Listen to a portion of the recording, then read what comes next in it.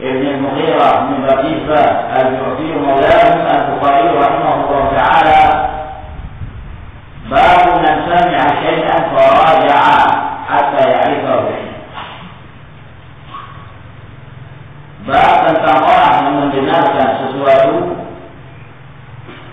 lalu dia mengecek dan memurajaah sesuatu yang telah didengarkan tersebut sampai dia mengetahuinya. Di dalam hal ini Al-Imam Al-Bukhari rahimahullah ta'ala hendak menyebutkan bahwa di antara salah satu adab dalam menuntut ilmu yang dibolehkan bagi seorang talibul ilmu dan bahkan dianjurkan apabila seorang menuntut ilmu tersebut dalam belajarnya ketika dia menggunakan sesuatu dari gurunya dari ilmu yang telah disampaikan, lalu ada beberapa hal yang menjadi iskal yang belum jelas bagi seorang penuntut ilmu tersebut, bagi seorang murid. Apakah dia belajar kepada seorang syekh, seorang alim, atau seorang ustaz, atau seorang pengajar, yang dia ketika belajar ada hal-hal yang butuh untuk dia tanyakan.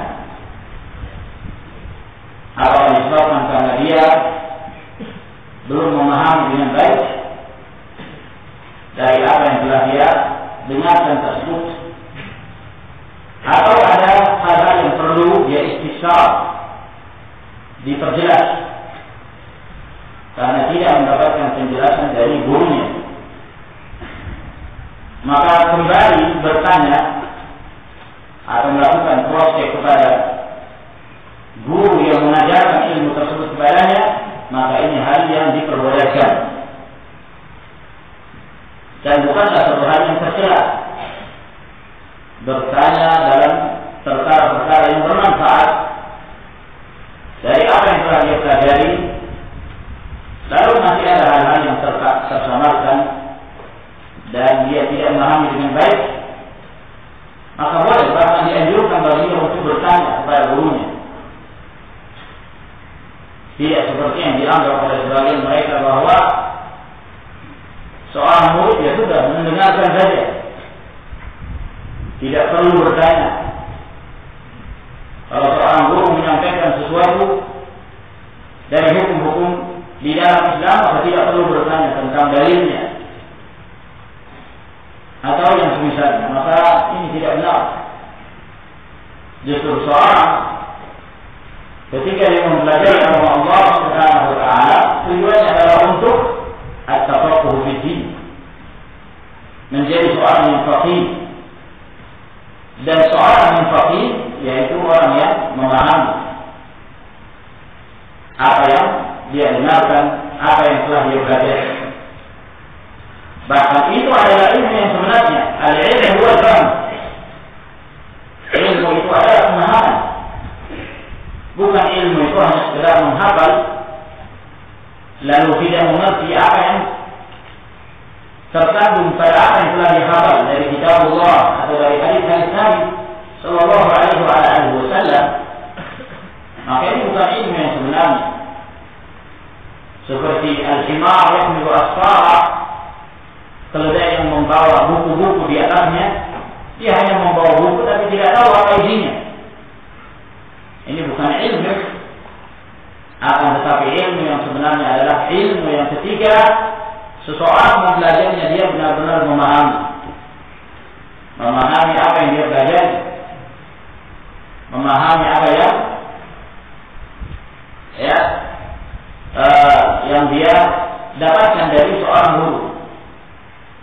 Oleh karena itu Abu Bakar As-Siddiq radhiyallahu taala anhu, beliau orang yang paling berilmu disebabkan beliau orang yang paling paham, yang paling memahami apa yang datang dari Rasulullah sallallahu alaihi wa ala alihi wasallam. Oleh karena itu, ma'asyiral rahimakumullah, apabila seorang murid, seorang talibul ilmi ada hal-hal yang menjadi iskal, sesuatu yang perlu ditanyakan pada gurunya, maka dia sampaikan. Dan itu bukanlah satu celaan. dalam rangka thalabul ilm. Inilah yang dimaksud oleh Al-Imam Al-Bukhari rahimahullah ta'ala di dalam bab ini. Lalu berkata Imam Al-Bukhari rahimahullah, haddatsana Sa'id ibn Abi Maryam, telah memberitakan kepada kami Sa'id bin Abi Maryam. Abu Maryam ini bernama Al-Hakam Al-Jumahi Abu Muhammad, dan dia berasal dari Mesir. Sa'id bin Abi Maryam, dia termasuk perawi yang thiqah. Qala akhbarana Nafi' bin Umar, beliau berkata telah memberitakan kepada kami Nafi' bin Umar Al-Jumahi, dia berasal dari Makkah.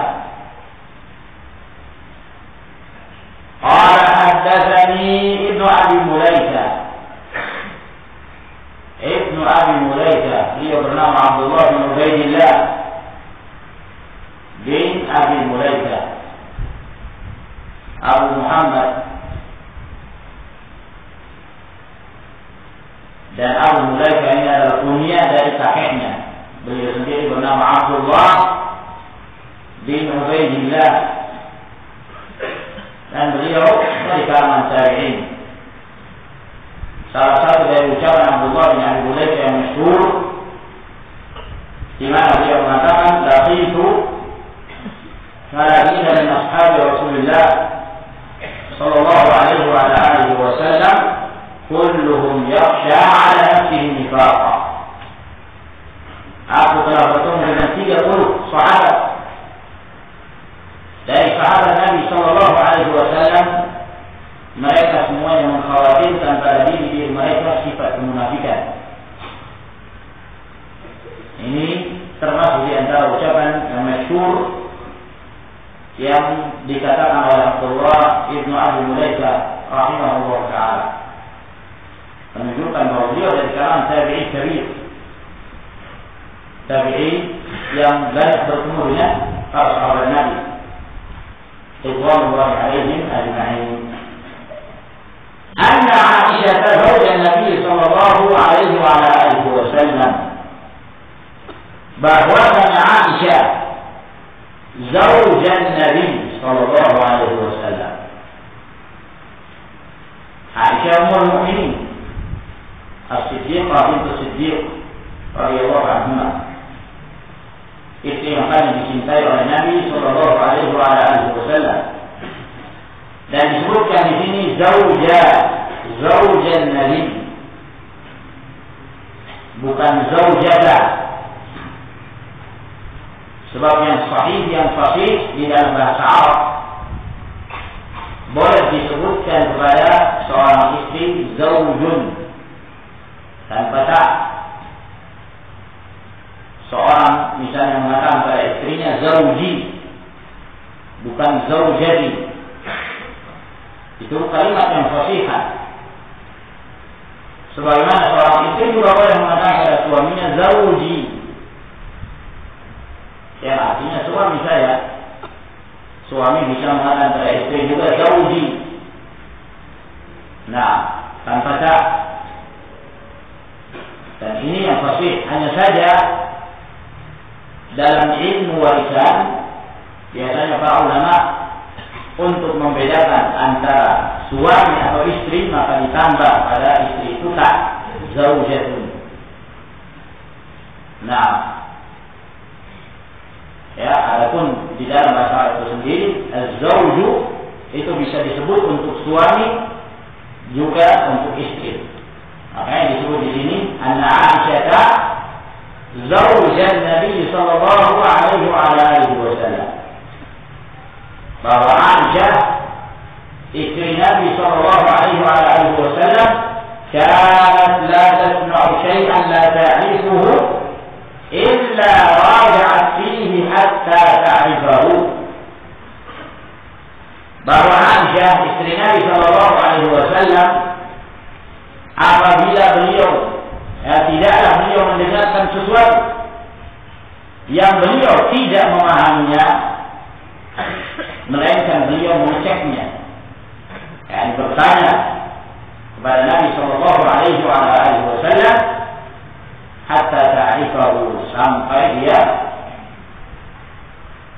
mengilmuinya, mengetahuinya. Nah, maka di dalam hadis ini keutamaan Aisyah radhiyallahu anha, di mana beliau sebagai seorang penuntut ilmu di sisi Nabi Shallallahu Alaihi Wasallam, beliau memanfaatkan kedekatan beliau dengan Rasulullah Shallallahu Alaihi Wasallam untuk memahami agama Allah Subhanahu Wa Taala, sehingga Aisyah radhiyallahu anha kebiasaan beliau apabila beliau mendengarkan sesuatu lalu beliau belum paham, maka beliau bertanya kepada Rasulullah Sallallahu Alaihi Wasallam, apa itu? Nah, di sini menunjukkan bahwa dianjurkan bagi seorang muta'allim, seorang yang belajar, apabila ada yang tidak dipahami, dia berusaha untuk memahami. Apakah bertanya langsung kepada guru yang mengajarkannya atau bertanya kepada teman-temannya.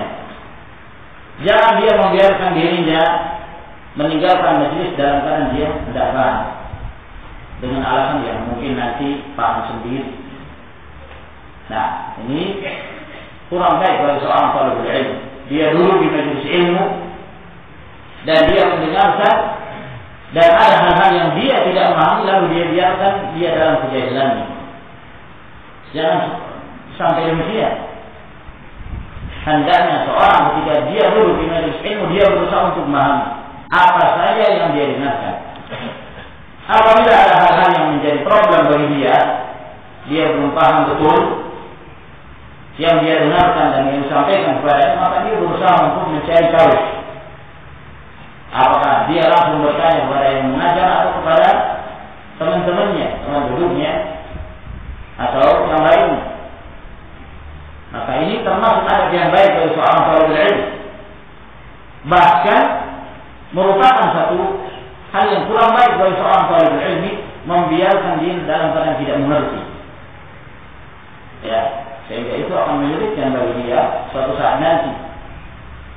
Karena seorang ketika dia belajar, dia tidak hanya mencukupkan untuk dirinya sendiri. Ilmu tersebut tidak hanya dia sendiri yang mengambil manfaat dari. Nah, tapi dia butuh untuk menyampaikan kepada yang lain. Karena itu merupakan satu keutamaan. Memberikan hidayah kepada seorang dengan izin Allah Subhanahu wa taala, Allah memberikan hidayah kepadanya melalui kita. Pada saat kita menasihatinya, mengajarkan kepada dia satu dua ilmu, akhirnya dia mendapatkan hidayah, itu kebaikan yang besar. Ma'asyiral muslimin rahimakumullah. Nah, untuk menyempurnakan seorang talibul ilm pada saat dia menuntut ilmu, dia berusaha memahami betul. Ya. Oleh karena itu dalam menuntut ilmu sebaiknya dijauhkan ada perasaan malu. La yanalul ilma mustahil wala mustakbir. Tidak akan mendapatkan ilmu orang yang pemalu dan orang yang sombong. Nah, sebab kalau seorang itu pemalu, dia mau bertanya, malu. Akhirnya dibiarkan dalam keadaan bingung seperti itu. Ya, subhanallah, kalau dia bertanya, bermanfaat bagi dia. Akhirnya dia mengerti ilmu tersebut yang dia pelajari, dan dia mengerti jalan cerita kalau itu merupakan cerita yang disampaikan di dalam ilmu itu, dan memudahkan bagi dia untuk dia ajarkan pula kepada orang setelahnya, apakah kepada keluarganya, kepada anak-anaknya, atau suatu saat nanti dia juga akan memiliki majelis untuk diajarkan kepada yang lain. Yang demikian tidak menutup kemungkinan ma'asyiral rahimakumullah. Dan apabila dia tidak menanyakan hal-hal yang seharusnya dia mengerti dari ilmu tersebut, dia biarkan dalam keadaan seperti itu. Lalu kemudian pada saat dia mengajar, dia berusaha untuk memahami sendiri, keliru di dalam memahami, maka akibatnya fatal. Akibatnya fatal. Dia akan menjadikan dirinya tersesat dan dia akan menyesatkan yang lain. Dan ini ma'asyiral rahimakumullah sangat berbahaya. Oleh karena itu, di antara ada talibul ilm yang baik adalah dia berusaha untuk memahami dengan baik apa yang telah dia pelajari. Dia keluar dari majelis, melainkan dia memahami pelajaran tersebut. Dan di dalam hadis ini juga keutamaan mujalasatus shalihin wal ulama, keutamaan duduk bersama dengan orang-orang yang saleh dari kalangan para ulama ahli ilmu. Sebab apabila seorang sering duduk dengan seorang alim, subhanallah, itu akan hilang darinya sekian banyak permasalahan. Ya, ada hal yang menjadi problem, langsung tanya kepada seorang alim, gimana hukumnya ini. Nah, mudah. Lihat Aisyah radhiyallahu anha, kedekatan beliau dari Nabi sallallahu alaihi wasallam, beliau manfaatkan untuk menjadi seorang alimatun faqihah, sehingga beliau banyak mendapatkan ilmu dari Rasulullah sallallahu alaihi wasallam yang ilmu ini tidak dimiliki oleh yang lainnya, khususnya dalam rumah tangga. Banyak diketahui oleh Aisyah radhiyallahu anha, tidak diketahui oleh yang lain. Berbeda dengan para wanita yang mereka bukan dari kalangan istri Nabi sallallahu alaihi wasallam. Mereka butuh mencocokkan waktu dengan waktu Rasulullah, seperti yang telah kita sebutkan pada hadis yang kemarin. Nah, mereka meminta waktu khusus dari Nabi alaihi wasallam, di mana Rasulullah memberikan nasihat dan mengajarkan ilmu kepada mereka.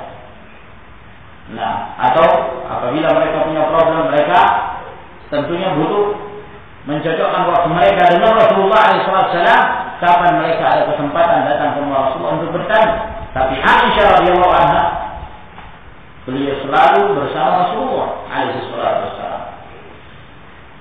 Maka ini juga masyaallah rahimakumullah, di antara hikmah mengapa Rasulullah sallallahu alaihi wasallam diberikan keringanan pada beliau untuk menikah lebih dari 4 wanita.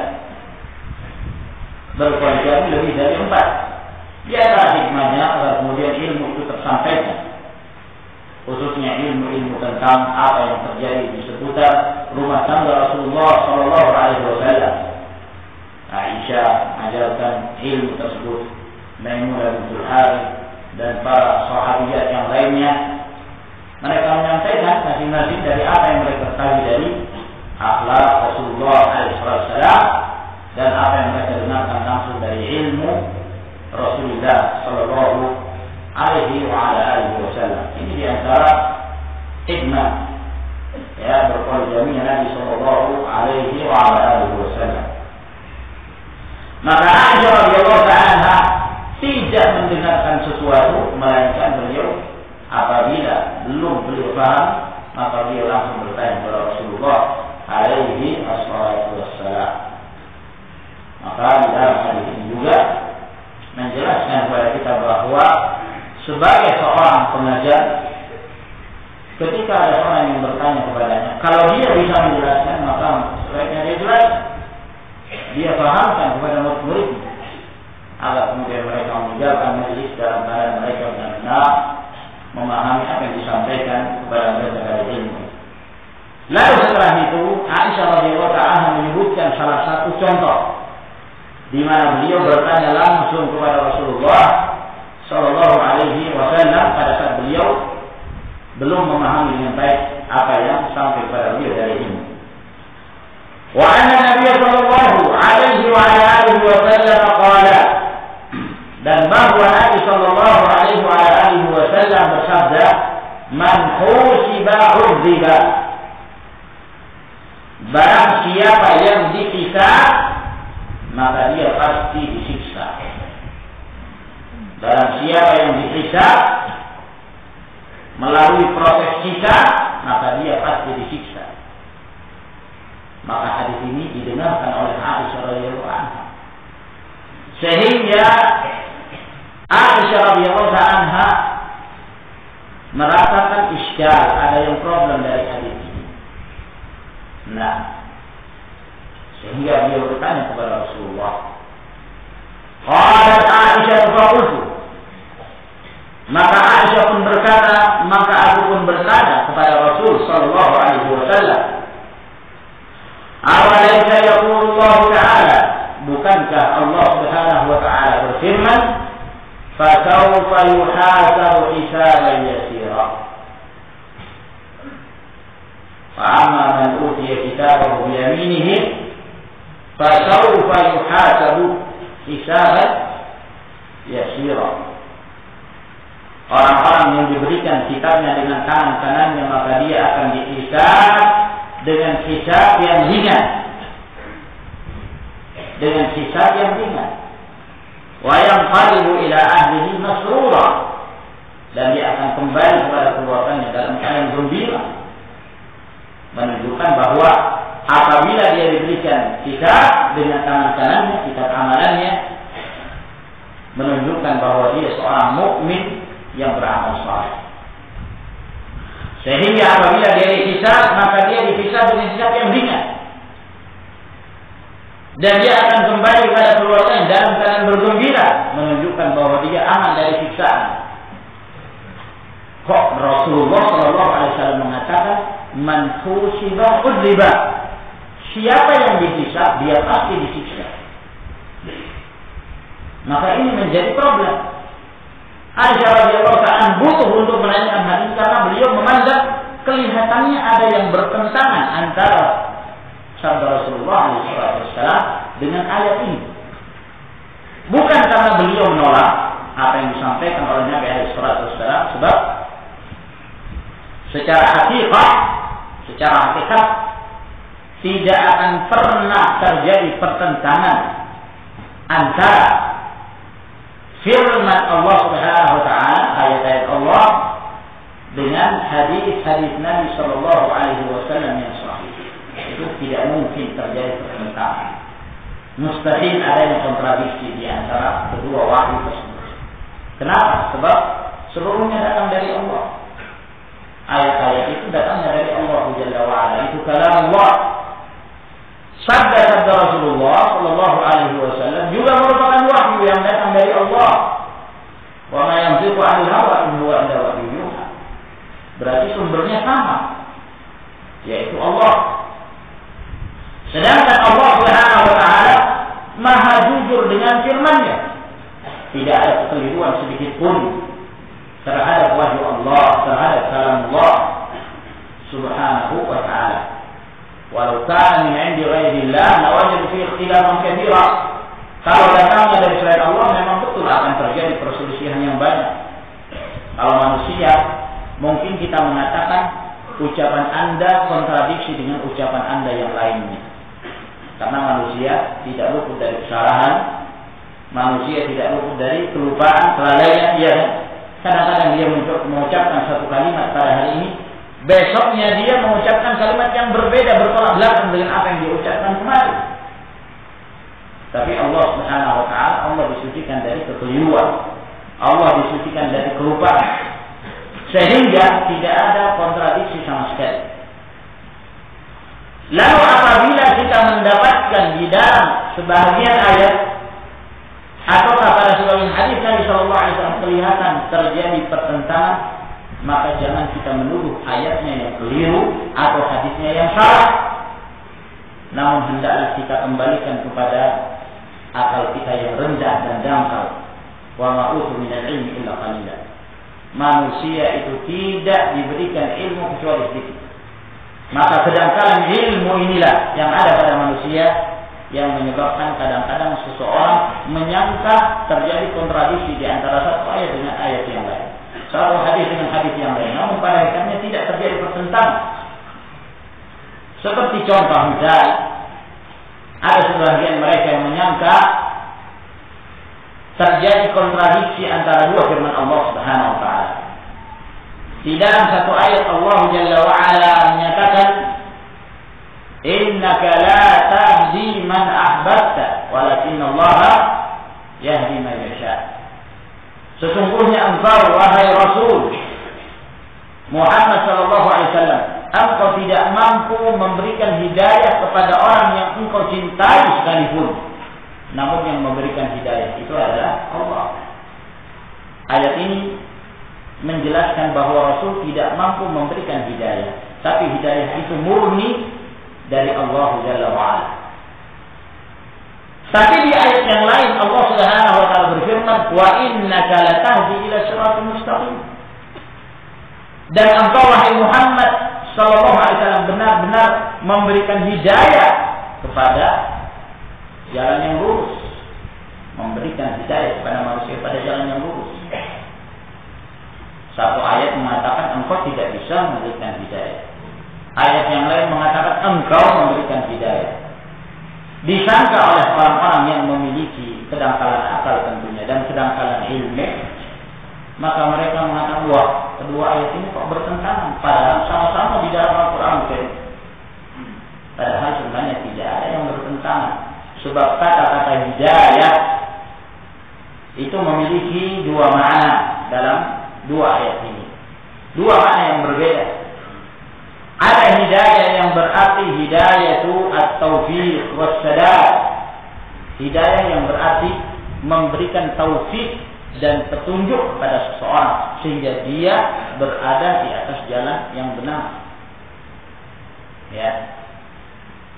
Nah, hidayah yang pertama ini yaitu hidayah dalam artian memberikan taufik sehingga seorang itu menjadi mukmin, itu tidak ada yang memiliki kecuali Allah Subhanahu wa taala. Itu hak mutlak milik Allah.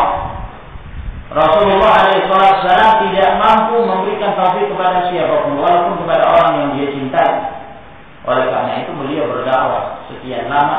Abu Thalib, pamannya yang berada di dekat Nabi SAW, tidak mendapatkan hidayah, mati dalam keadaan kafir.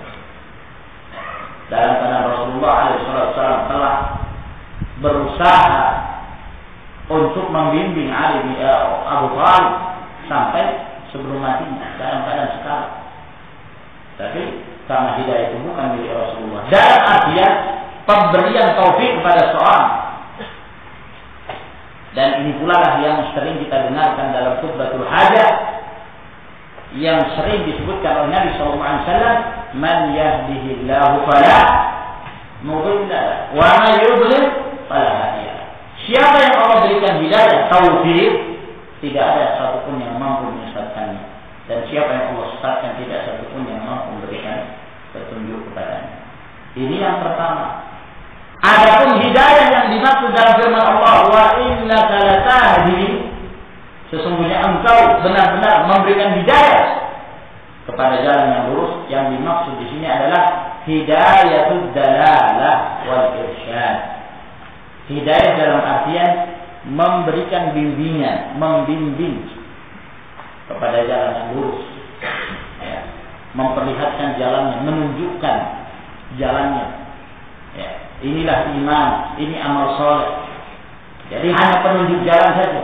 Ini yang dimiliki oleh Nabi SAW, dan itu yang dimiliki oleh para nabi dan rasul. Itu yang dimiliki oleh para ulama, para du'a. Hanya menunjukkan jalan. Adapun apakah dia mendapatkan taufik, itu kembali kepada Allah Subhanahu wa taala. Jadi tidak ada pertentangan. Memang terjadi kontradiksi disebabkan karena kedangkalan ilmu kita. Oleh karena itu para ulama ketika menyebutkan itu ta'aruf secara wahir, bukan secara hakiki, hanya secara wahir, dan itu sesuai dengan keilmuan seorang. Oleh karena itu disebabkan karena tingkatan ilmu manusia yang berbeda-beda. Kadang-kadang sebagian ulama ada yang bisa memecahkan persoalan tersebut, ada pula yang tidak bisa. Di kalangan kaum muslimin ada yang bisa, ya, untuk mengkompromikan antara dua ayat atau antara satu hadis dengan ayat. Lalu dia kompromikan bahwa makna ayat ini demikian, makna hadis ini demikian. Ada pula yang tidak mampu disebabkan karena tingkatan ilmu yang berbeda antara satu dengan yang lain. Adapun secara hakikat tidak ada satu ayat berkontradiksi dengan ayat yang lain. Tidak ada ayat kontradiksi dengan hadis yang sahih. Nah ini. Sehingga ada ketika bertanya kepada Rasulullah SAW, bukan meragukan apa yang disampaikan oleh Rasulullah, tapi untuk menjawab, untuk mendapatkan jawaban dari Nabi SAW, bagaimana cara mengkompromikan antara ayat dengan hadis. Rasulullah mengatakan, man fusiba udzib, siapa yang dihisab pasti disiksa. Berarti siapa saja kalau dia melalui proses hisab pasti dapat siksaan. Iya, itu yang paham. dari apa yang dikatakan oleh Nabi SAW. Sementara Aisyah mengetahui bahwa ada firman Allah yang menyatakan demikian. Fasawfa yuhasabu hisaban yasira wa yanqalibu ila ahlihi masrura wa amma man utiya kitabahu wara'a dhahri fasawfa yad'u thubura wa yasla sa'ira. Nah, di dalam ayat ini membedakan antara seorang mukmin dan seorang kafir. Seorang mukmin dia diberikan dengan kitab tersebut dengan tangan kanannya. Lalu dia dihisab dengan hisab yang ringan. Ya. Dihisab yang ringan. Lalu dia kembali kepada keluarga yang dalam keadaan bergembira, senang. Kenapa? Selamat dari siksaan. Lalu bagaimana ini? Dia dihisab tapi selamat dari siksaan. Hadis Rasulullah menyatakan man usiba riba. Kalau orang itu dihisab berarti dia disiksa. Maka dijelaskan oleh Nabi sallallahu alaihi wasallam, faqala, kata Rasulullah alaihi wasallam, innama dzalikal 'ardu. Yang dimaksud di dalam ayat tersebut fasawfa yuhasabu hisaban yasira. Seseorang itu dihisab dengan hisab yang ringan. Yang dimaksud ayat tersebut adalah al-ardu, hanya diperlihatkan saja. Ya, hanya diperlihatkan. Walakin man nuqishal hisab akan tetapi barang siapa yang ketika dihisab dengan cara diniqash, yang dimaksud diqash itu adalah diperiksa satu persatu dari apa yang telah dia amalkan, lalu kemudian masing-masing dari apa yang telah dia perbuat itu mendapatkan ganjaran. Itu namanya niqashul hisab. Barang siapa yang dihisab dengan niqash, maka dia pasti akan binasa. Apa makna dari hadis Nabi sallallahu alaihi wasallam? Beliau hendak menjelaskan bahwa yang beliau maksudkan dengan hadis man husiba ulziba, barang siapa yang dihisab dia pasti disiksa, yang dimaksud oleh beliau sallallahu alaihi wasallam adalah orang yang dihisab dengan benar-benar penghisaban.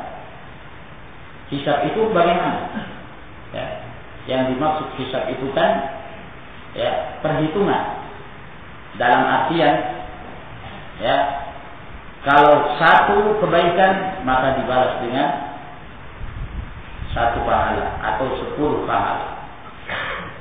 Nah, satu perbuatan dosa akan dibalas dengan satu kesalahan akan dibalas dengan satu dosa, dan satu persatu diperiksa amalan-amalannya. Nah, barang siapa yang disiksa maka dia pasti disiksa. Apa maksudnya? Kalau dia disiksa dalam artian setiap amalannya sekecil apapun itu akan diperiksa, tidak ada yang lepas kontrol. Setiap apapun diperiksa. Nah, ya, saya beri contoh misalnya kalau seorang ingin masuk ke bandara, itu kan ada alat pemeriksaan dia, alat pemeriksaan. Nah, ya, orang kalau mau masuk itu diperiksa betul, apalagi kalau sampai lewat bunyi. Nah, akan diperiksa apa ini? Diperiksa teliti. Ini apa? Ini apa? Ditanyakan setiap yang bunyi. Nah, ada juga ketika orang lewat karena penjaganya sudah tahu, sudah mengenal orang. Oh, ini orang ma'ruf, sudah sering. Kalau setiap kali dia bolak-balik diperiksa repot juga. Nah, oh pulang masuk. Nah, bunyi nggak bunyi masuk. Ya, artinya apa? Ya sudah masuk begitu saja. Nah, pemeriksaan. Nah, dalam proses yaumul qiyamah itu manusia terbagi menjadi dua. Ada yang mukmin, ada pula yang kafir. Nah, mereka yang kafir, yang fasik, yang fajir, ya, ketika dihisab oleh Allah Subhanahu wa taala, dihisab dengan cara niqash. Ya, apa itu nifas? Seperti yang kita contohkan, diperiksa satu persatu apa yang dia amalkan. Nah, diperiksa satu persatu. Sehingga apa saja yang pernah diamalkan di dunia itu tidak akan lolos dari pemeriksaan. Ada balasannya dari Allah Subhanahu wa taala. Sehingga orang kalau diperiksa seperti ini pasti disiksa. Pasti. Nah, lalu bagaimana dengan seorang mukmin? Seorang mukmin, ya, kalaupun dia diperiksa seperti diperiksanya orang-orang kafir, orang-orang fasik, orang-orang fajir, tidak akan selamat pula. Ya, tidak akan selamat. Pasti disiksa. Kalau Allah Subhanahu wa taala menghisab seorang mukmin dengan niqash yang kita sebutkan tadi, nuqishal hisab, ya. Nah, dalam artian amalan diperiksa satu persatu, tidak akan selamat kita. Ya, ini menunjukkan bahwa manusia itu tidak terlepas dari namanya kesalahan, sering lalai dan seterusnya, iya kan? Nah, sehingga kalau kesalahan kita itu diperhitungkan oleh Allah pada hari kiamat, wallah tidak akan selamat seorang pun dari kita. Oleh karena itu kata Nabi Shallallahu Alaihi Wasallam, la yadkhulul jannata ahadun minkum bi amalihi. Tidak seorang pun di antara kalian yang masuk ke dalam surga karena amalannya. Jadi kita masuk surga ini bukan karena amalan kita. Amalan kita itu terlalu banyak kurangnya. Tapi kita masuk ke dalam surga semata-mata karena fadlun minallah, kasih sayang dari Allah dan keutamaan anugerah dari Allah Subhanahu wa taala. Sehingga Allah sayang kepada kaum mukminin. Maka untuk kaum mukminin Allah tidak menghisab mereka dengan cara niqash, tapi dengan cara apa? Arf. Diperlihatkan saja kesalahannya. Jadi pada hari kiamat nanti kaum mukminin dipanggil. Ketika dia dipanggil itu diberikan hijab penutup, sehingga tidak seorang pun yang mengetahui apa yang pernah dia perbuat ketika di dunia. Sehingga dialog itu antara dia dengan Allah Subhanahu wa taala. Tidak ada penerjemah. Maka dikatakan kepada hamba yang mukmin, bukankah ketika di dunia kamu melakukan ini, diingatkan lagi memorinya. Dan seorang mukmin dia mengakui semua perbuatan itu. Saya mengakui ya Allah bahwa itu adalah semua saya lakukan dari kesalahan-kesalahan tersebut. Karena dia mengakui dan dia adalah seorang mukmin dan Allah rahmat kepadanya, maka Allah Subhanahu wa taala mengatakan, inni satartuha 'alaika fid dunya wa ana aghfiruha laka al-yawm. Saya menutup kesalahan kamu ini ketika di dunia. Di dunia saya tidak bongkar. Ya. Sehingga dia tidak dipermalukan di hadapan khalayak ramai ketika di dunia, dan pada hari ini saya akan ampuni seluruh dari kesalahan-kesalahan. Jadi diperlihatkan saja. Nah, diperlihatkan agar dia mengakui bahwa ini pernah kamu lakukan, ini pernah kamu lakukan, iya. Tapi tidak dibalas oleh Allah Subhanahu wa taala. Diampuni oleh Allah Jalla wa ala. Ini yang dimaksud oleh Nabi Shallallahu Alaihi Wasallam al-'arf, ya, dipaparkan, diperlihatkan saja. Paham ya? Nah, jadi dari sini menunjukkan perbedaan hisab seorang mukmin, hisab orang yang fasik, yang fajir, yang kafir, yang musyrik. Nah, di antara kaum mukminin ada yang bebas dari semua itu, tidak ada hisab sama sekali. Apalagi siksaan mereka tidak merasakan. Seperti yang disebutkan di dalam hadis Abbas, 70.000 orang dari umat Nabi Sallallahu Alaihi Wasallam yadkhuluna jannah bighairi hisab wala adab. Mereka masuk ke dalam surga tanpa hisab, tanpa adab. Jadi tidak melalui proses hisab, langsung lewat begitu saja. Ya, subhanallah. Orang-orang yang senantiasa mentauhidkan Allah Subhanahu wa taala, orang-orang yang tidak meminta untuk diruqyah. Nah, orang yang tidak berobat dengan cara gaib dan senantiasa bertawakal hanya kepada Allah, Subhanahu wa ta'ala. Di antara kaum mukminin ada yang dihisab, tapi hisabnya ringan. Nah, hisab yang ringan ini yang disebutkan tadi, ketika dia diberikan dengan tangan kanannya menunjukkan dia berada dalam kebaikan, dan pada saat dia dihisab tidak satu persatu itu dibalas oleh Allah Subhanahu wa ta'ala. Kebaikannya dilipat gandakan, kesalahannya hanya diperlihatkan, ya, diperlihatkan, kemudian diampuni, ditutupi oleh Allah Subhanahu wa ta'ala. Adapun orang kafir wal fajir, maka dia akan dipanggil dan diperlihatkan tanpa hijab, diperlihatkan kesalahan-kesalahannya di khalayak, di seluruh makhluk, sehingga dia dalam keadaan malu di akhirat. Setelah itu dia dilemparkan ke dalam neraka, wa'alaikumsalam. Nah, maka yang menjadi syahid dari hadis Aisyah radhiyallahu taala anha, di mana Aisyah bertanya kepada Rasulullah sallallahu alaihi wasallam. Nah, beliau tidak mengerti bagaimana cara mengkompromikan antara ucapan Nabi sallallahu alaihi wasallam, "Man husiba uziba," dengan firman Allah Subhanahu wa ta'ala, "Fasawfa yuhasabu hisaban yasira." Maka beliau langsung bertanya kepada Rasulullah alaihi wasallam. Di sini juga menunjukkan pentingnya kedekatan seorang dengan para ulama. Ya, sebab kedekatan seorang dengan para ulama zalat anhu iskalatun katsira, akan hilang darinya sekian banyak problem. Kalau kita dekat dengan ulama, itu subhanallah, ya, ada problem langsung tanya syekh, apa hukumnya demikian dan demikian, apa yang boleh atau yang tidak diperbolehkan, langsung dapat jawaban. Nah, berbeda kalau kita jauh dari ulama, mau bertanya kepada siapa?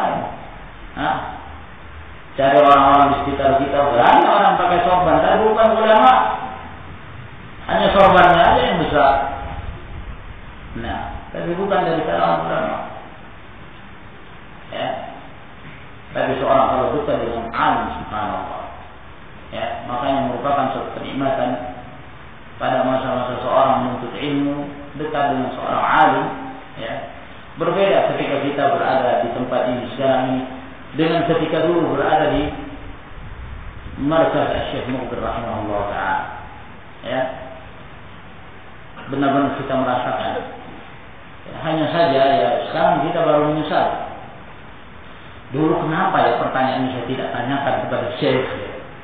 Dulu kenapa ya yang ini saya tidak tanyakan kepada Syekh? Kenapa? Karena memang dulu tidak terpikirkan oleh kita sekian banyak masail wal masyakil. Kapan kita menemukan berbagai problem itu? Ketika kita telah terjun ke medan dakwah. Wah, banyak permasalahan. Ya. Baru sekarang kita seakan-akan berangan-angan ingin kembali dulu di hadapan para ulama. Nah, di hadapan para ulama, apakah di Yaman atau di Arab Saudi atau di negeri yang lain yang di sana ada para ulama, penting. Masyaallah, subhanallah. Dan alhamdulillah juga termasuk di antara kemaslahatan pada zaman kita sekarang ini dimudahkannya alat komunikasi. Ya, apabila kita manfaatkan dalam kebaikan, ya. Satu waktu kita bertanya kepada ulama, ini insyaallah ta'ala merupakan kemaslahatan yang besar. Kumpulkan pertanyaan, kemudian kita janjian kepada salah seorang masyayikh, lalu kemudian kita bertanya kepada mereka dan mereka memberikan jawaban-jawabannya kepada kita. Ini juga penting. Masyaallah. Nah, sehingga hal-hal yang sebelumnya menjadi problem bagi kita akan terjawab sekian banyak, ya, permasalahan. Dan ini juga termasuk di antara manfaat daurah yang insyaallah ta'ala akan kita adakan pada pertengahan bulan Juli, ya, di mana kita berkumpul dengan sebagian para masyayikh, para ulama. Itu juga sangat bermanfaat.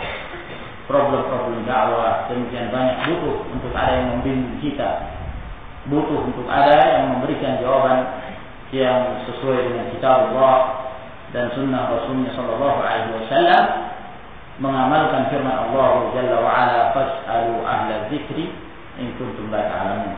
Bertanyalah kepada para ulama apabila kalian tidak mengerti permasalahan-permasalahan tersebut. Maka ini masyaallah rahimakumullah yang bisa kita bahas pada pertemuan kita di malam hari ini, karena hadis yang berikutnya sangat panjang. Sehingga kita cukupkan insyaallah taala sampai di sini. Semoga Allah Jalla wa Ala memberikan faedah dari apa yang telah kita pelajari dan menambah ilmu kita dan menjadikan kita sebagai seorang yang senantiasa diberikan taufik oleh Allah Jalla wa Ala. Sampai di sini wa akhiru da'wana alhamdulillahi rabbil alamin. Ini ada beberapa pertanyaan.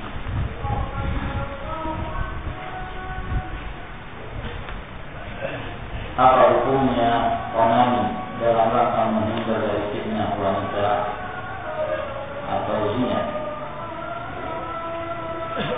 Jazakallahu khairan. Jazakallahu khairan. Onani atau istimna, mengeluarkan mani bukan pada tempatnya. Nah, ini adalah perkara yang diharamkan dan termasuk di antara dosa-dosa yang tidak dibolehkan bagi seorang untuk melakukannya dengan cara apapun. Sebab Allah Subhanahu wa taala tidak memberikan keringanan dan tidak membolehkan bagi kaum mukminin untuk menumpahkan maninya kecuali dalam dua hal. Yang pertama dengan pernikahan, dengan berkumpul dengan istrinya, dan yang kedua dengan al-tasarri, dengan mendatangi budak wanitanya. Selain dari itu, maka mereka termasuk di antara orang-orang yang zalim, yang melampaui batas. Allah Subhanahu wa taala seperti menyebutnya dalam surah Al-Mu'minun pada ayat Al-Mu'minun, di antara sifat yang disebutkan Allah Subhanahu wa taala, walladzina hum li furujihim hafizun illa ala azwajihim aw ma malakat aymanuhum fa innahu ghayru malumin faman ibtagha wara'a dzalika fa ulaika humul aadun.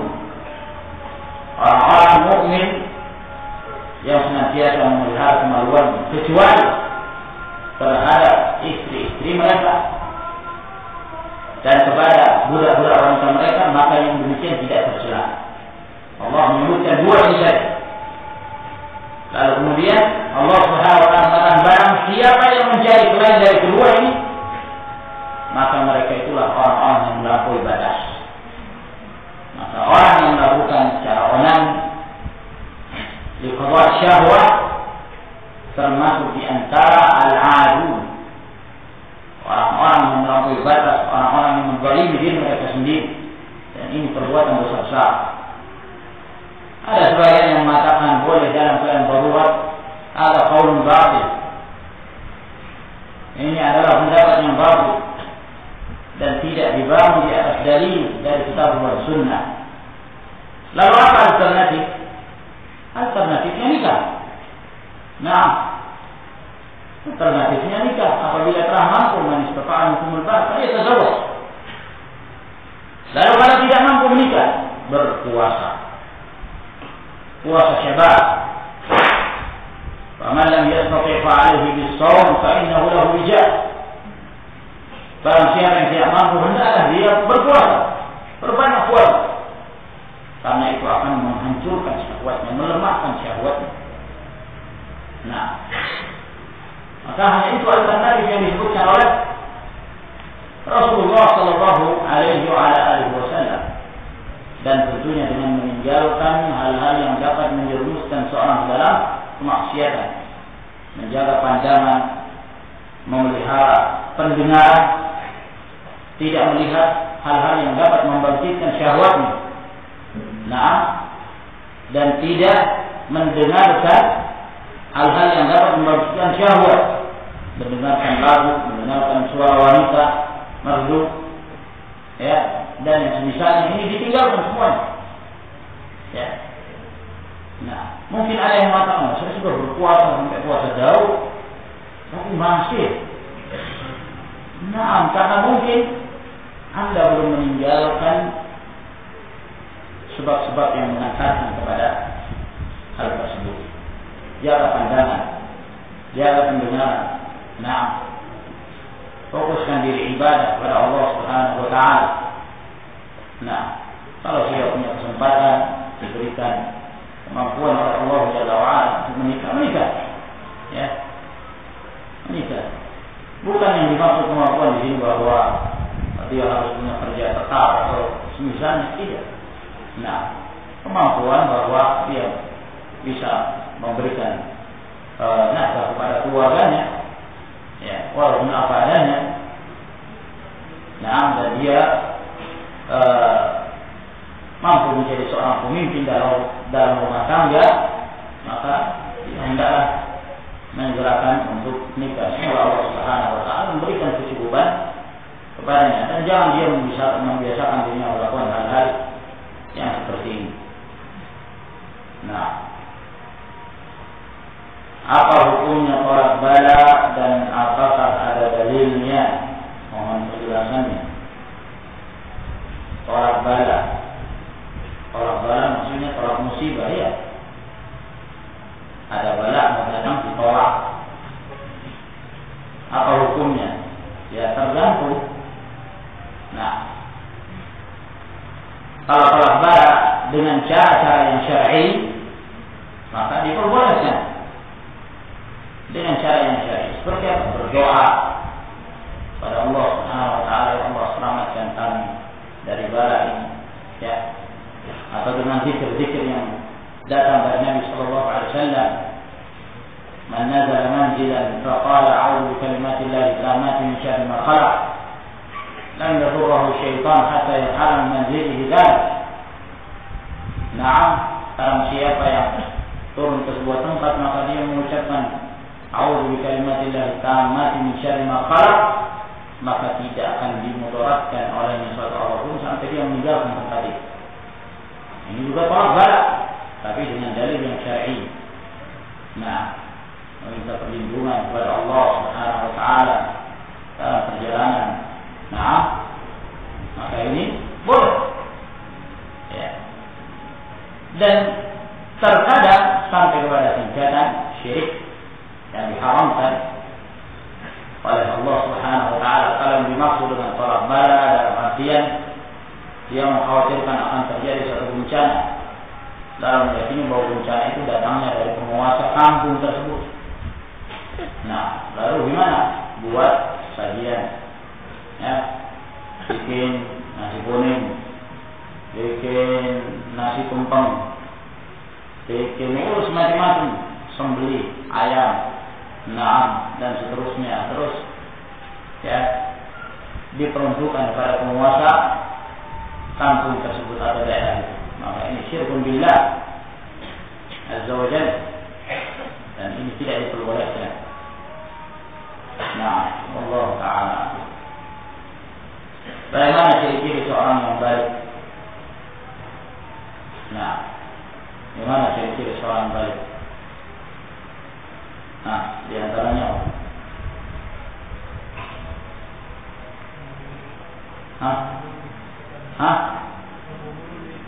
tumbuh bulu di kemaluan. Nah, hadis Abdullah bin Umar. Apa lagi?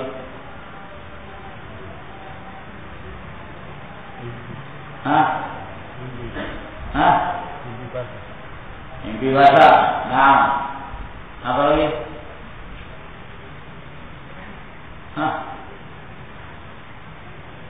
Apa lagi, ya, wanita datang bulan. Apa lagi? Apabila telah mencapai usia 15 tahun. Nah, ciri-ciri seorang yang baik. Bolehkah memakai anting-anting untuk anak bayi yang baru lahir? Anak bayi yang wanita? Ya, tentunya masa anak bayi yang lagi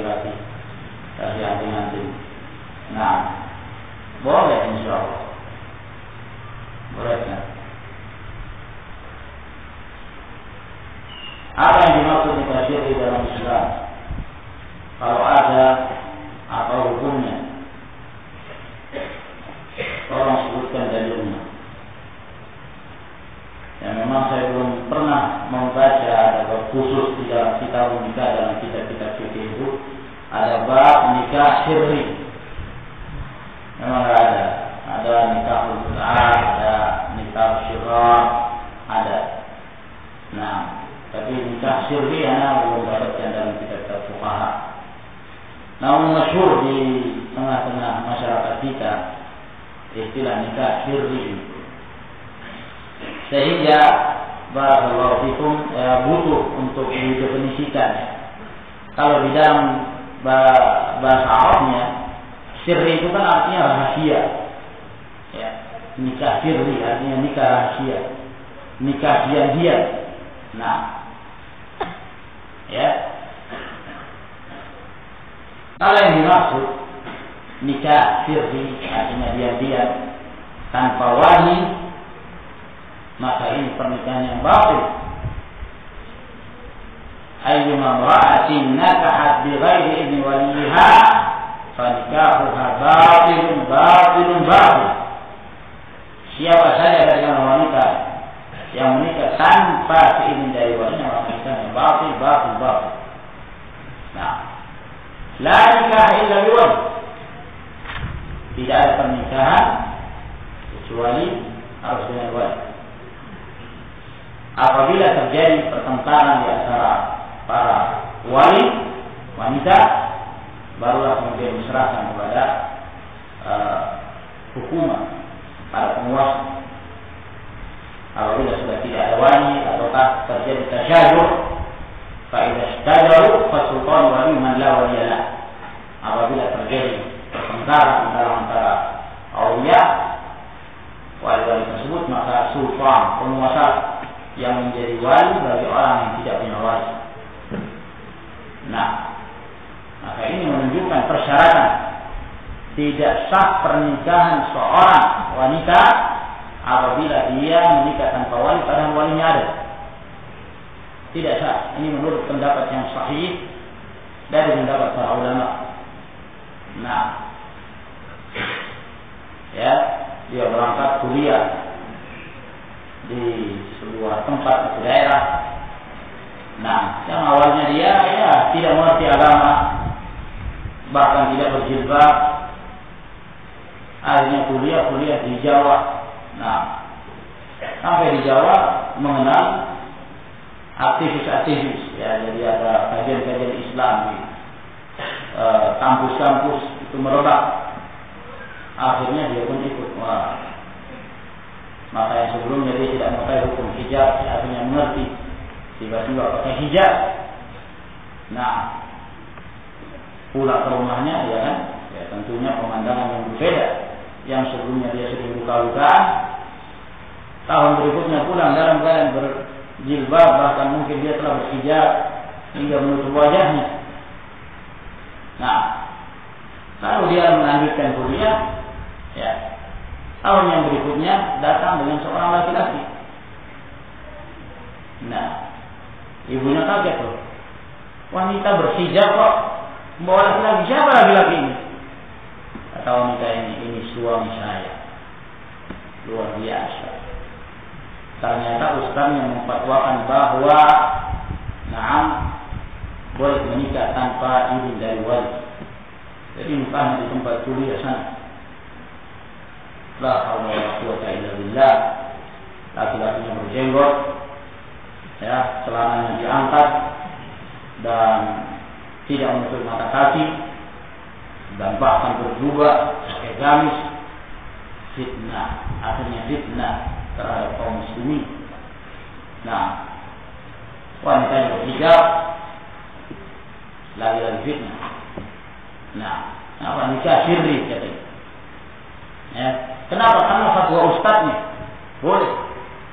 Apalagi kalau sebagian mereka dari kalangan kelompok-kelompok radikal ekstrim, ya, yang sampai mengkafirkan orang tua karena tidak baik pada kelompoknya. Orang tua tidak dianggap apa-apa sama sekali. Pokoknya ustadz. Nah, kalau ustadz sudah menikahkan resmi, Nah, subhanallah, ini batil. Ma'asyiral rahimakumullah. Ada sebagian mereka juga ya, yang dulunya pergaulannya bebas, lalu setelah dia kuliah mengenal kajian Islam. Wah, ini dia pun berhijab.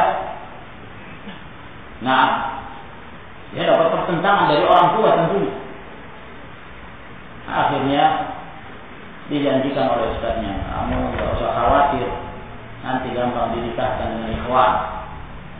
Ya, dinikahkan dengan ikhwan. Akhirnya subhanallah terjadi pernikahan di rumahnya, ya, walinya adalah ustaznya menikah dengan seorang ikhwan. Tidak ada saksi sama sekali. Nah, tidak apalagi wali, apalagi wali. Nah, setelah itu, ya kalau istilah orang Makassar, silarian, lari, entah kemana, ya, cari-cari sama orang tuanya, akhirnya ketemu, Allahu musta'an. Nah, dikembalikan ke orang tua, akhirnya lama-kelamaan kembali seperti sedia kala di zaman jahiliyah. Ya, akhirnya fitnahnya sangat besar. Ma'asyiral rahimakumullah. Ya. Kadang-kadang ada sebagian buku, subhanallah, pembahasannya ya tidak membahas secara ilmiah. Salah satu buku yang dikarang oleh Empal, nah, yang di Jogja itu dalam salah satu bukunya membahas tentang hukum menikah tanpa wali. Dia membaikkan hadis, la nikaha illa biwali, tidak ada pernikahan kecuali dengan wali. Ya, lalu kemudian dibangun di atas hukum dia terhadap hadis tersebut, hadis baik, maka menikah tanpa wali itu, menikah dengan wali itu bukan syarat. Dan boleh seorang menikah meskipun tanpa izin dari walinya. Hanya menimbulkan kerusakan yang besar. Ya, seperti yang disebutkan tadi, nikah sirri. Dan ini ma'asyiral rahimakumullah batil. Orang ini tidak mengerti ilmu hadis, tidak mengerti jalan-jalan hadis. Nah, ya, membahas hadis begitu saja, ya, lalu dia menghukum bahwa hadis ini mursal dan seterusnya, tidak mengerti jalan hadis itu secara rinci. Nah, tidak mengerti hukum Imam Bukhari mengatakan hadis itu sahih dan ulama mensahihkan hadis tersebut, lalu kemudian menjadikan itu sebagai dasar bahwa wali bukan persyaratan. Padahal selain dari hadis itu banyak hadis-hadis yang lain. Kalau dianggap itu baik, padahal itu tidak baik. Itu sahihun jiddan, sangat sahih hadisnya. Nah, tapi begitulah.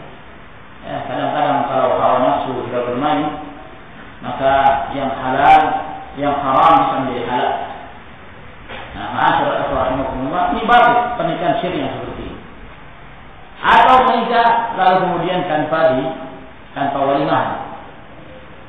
Ya. Nah, maka walimah termasuk kewajiban. Awlim wala bisyah. Laksanakan walimah walaupun dengan seekor kambing, artinya dengan apapun. Ya, artinya dengan apapun, sesederhana apapun. Nah, walimah itu tujuannya adalah al-i'lan, untuk mengumumkan pernikahan, dan itulah yang membedakan antara perzinaan dengan pernikahan yang sah. Wallahu ta'ala a'lam.